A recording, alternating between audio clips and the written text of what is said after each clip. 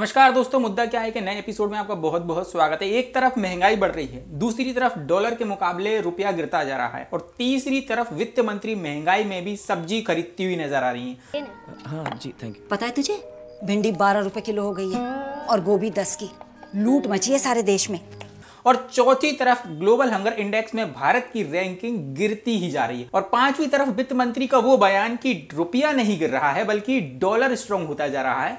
जो इस बयान के पीछे का लॉजिक क्या है, क्योंकि कई लोग इस बयान को लेकर वित्त मंत्री को ट्रोल भी करते हुए नजर आ रहे हैं। तो ये 5 बड़े मुद्दे हैं जिनके साथ हम आज डिस्कस करने वाले हैं। तो पहला मुद्दा तो ये है कि महंगाई क्यों बढ़ रही है। पिछले साल सितंबर 2021 में रिटेल महंगाई की जो रेट थी वो 4.35% थी, जो कि सितंबर 2022 में बढ़कर 7.4% तक हो गई है। मतलब बीते एक साल में हम देखें तो महंगाई की दर 3.6% तक बढ़ चुकी है। फूड हो, सब्जियां हो, फ्यूल हो, दालें हो, सब कुछ महंगा ही होता जा रहा है। लेकिन एक्चुअली में महंगाई बढ़ने के पीछे का लॉजिक क्या है वो समझिएगा। लॉजिक एक तो ये है कि भाई डॉलर दिन ब दिन मजबूत होता जा रहा है और जिसका सीधा असर आम आदमी की जेब पर भी हो रहा है। पिछले साल तक $1 की कीमत 73 रुपए हुआ करती थी और आज डॉलर बढ़कर 82.32 रुपए तक हो गया है।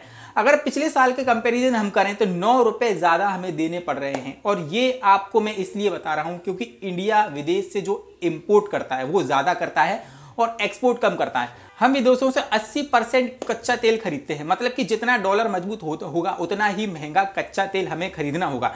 इससे डीजल भी महंगा होगा, पेट्रोल भी महंगा होगा। अब जब डीजल महंगा होगा, पेट्रोल महंगा होगा तो इसका सीधा असर ट्रांसपोर्टेशन पर होगा। और फल सब्जी अनाज की जो सप्लाई है ट्रांसपोर्ट के जरिए होती है और इसीलिए इसका सीधा असर आपकी जेब पर भी होता है। मतलब जब जब रुपया गिरेगा तब तक आपको अपनी जेबें ढीली करनी होगी। अब डॉलर को मजबूत करने के लिए सरकार ने क्या किया है, देखिए एक साल पहले तक इंडिया का जो फॉरेस्ट रिजर्व था वो $642 बिलियन था। मतलब कि जो प्रेजेंट में हम बात करें तो घटकर $545 बिलियन बचो है। मतलब कि सरकार ने $96 बिलियन मार्केट में लगाए थे जिससे मजबूत हो सके रुपया।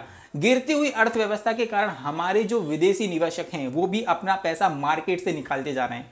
अब महंगाई बढ़ने का जो दूसरा लॉजिक है वो है परचेसिंग पावर। समझिएगा, महंगाई का बढ़ना और घटना प्रोडक्ट की डिमांड और सप्लाई पर भी निर्भर करता है। अगर लोगों के पास में ज्यादा पैसा होगा तभी तो लोग ज्यादा चीजें खरीद पाएंगे और ज्यादा चीजें खरीदने से डिमांड बढ़ेगी और डिमांड के मुताबिक सप्लाई ना होने से चीजों की कीमतें तो बढ़ना तय है।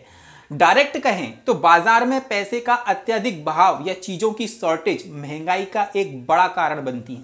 आरबीआई बढ़ती महंगाई को कंट्रोल करने के लिए मार्केट में पैसों की जो लिक्विडिटी है उसको कम करने के लिए कोशिश करती है। इसके लिए आरबीआई ने रेपो रेट को जो है बढ़ाया है। हाल ही में आरबीआई ने रेपो रेट 5.0% से बढ़ाकर 5.90% तक कर दी है। अब इतनी महंगाई में भी निर्मला सीतारमण सब्जी खरीदती हुई नजर आई हैं।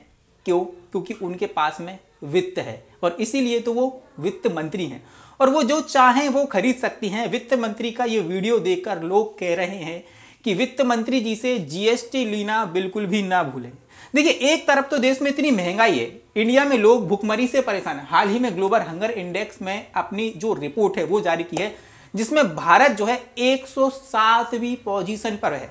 पिछले 2 साल की हम बात करते हैं, पिछले 2 साल में इंडिया 13 पायदान तक खिसक कर नीचे गिर चुका है। 2020 की हम बात करें तो 2020 में इंडिया की जो रैंक थी, जो पोजीशन थी वो 94 पोजीशन पे थी। 2021 में इंडिया की पोजीशन ग्लोबल हंगर इंडेक्स में 101 पोजीशन पे थी। वहीं 2022 में डायरेक्ट छलांग लगाते हुए 107वीं पोजीशन पर पहुंच गया है इंडिया। हमारे जो पड़ोसी देश है ना, हमारे पड़ोसी देश भी हमसे बेहतर स्थिति में है। पाकिस्तान 99वीं पोजीशन पर है, बांग्लादेश 84वीं पोजीशन पर है, नेपाल 81वीं पोजीशन पर है और श्रीलंका जैसा जो देश है 64th पोजीशन पर है। अब यहां पर इस लिस्ट में पाकिस्तान और जो श्रीलंका का जो नाम है भारत से ऊपरी पायदान पर देखकर इस लिस्ट में मुझे कुछ झोल नजर आता है।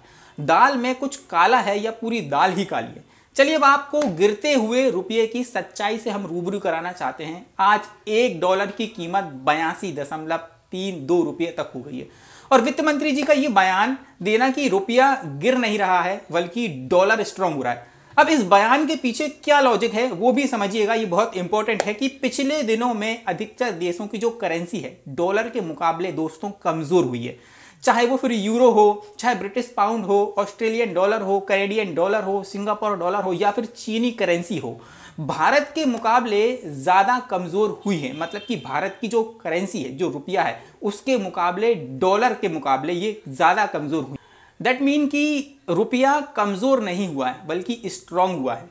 लेकिन फैक्ट वाली बात तो ये है कि रुपया वाकई में कमज़ोर हुआ है, जिसका सीधा सीधा असर कहीं ना कहीं आम आदमी की जेब पर पड़ रहा है। 2014 में एक डॉलर की कीमत 63.33 रुपये थी, जो कि बीते 8 सालों में 82.32 रुपये अब तक पहुंच गई है। अब यहाँ पर मैंने आपसे बीते 8 सालों की बात क्यों की है, क्योंकि बीते 8 सालों की बात इसलिए करना ज़रूरी है कि 2014 में केंद्र में जब बीजेपी की सरकार बनी थी, जब डॉलर की कीमत 63 रुपए थी, जो कि आज 8 सालों में बढ़कर 82 रुपए तक पहुंच गई। तो दोस्तों, जो महंगाई की मार है वो तो आम आदमी की जेब पर पड़ना ही है। आम आदमी को महंगाई की मार तो झेलनी ही पड़ेगी। तो यहाँ पर दोस्तों डॉलर बढ़ रहा है, रुपया गिर रहा है, आपकी जेब पर भी असर पड़ेगा। अब लोग चाहे कैसा भी बयान दें कि डॉलर स्ट्रांग हो रहा है, रुपया जो है नहीं गिर रहा है, इसके पीछे का लॉजिक तो वही समझा सकते हैं। तो यहाँ पर हमने बढ़ते हुए डॉलर और महंगाई के बारे में बात की है। तो दोस्तों, इस सेशन को हम यहीं खत्म करते हैं। तो फिर मिलेंगे किसी नेक्स्ट एपिसोड में, किसी नेक्स्ट मुद्दे पर बात करेंगे। तब तक के लिए मुझे दीजिए इजाजत।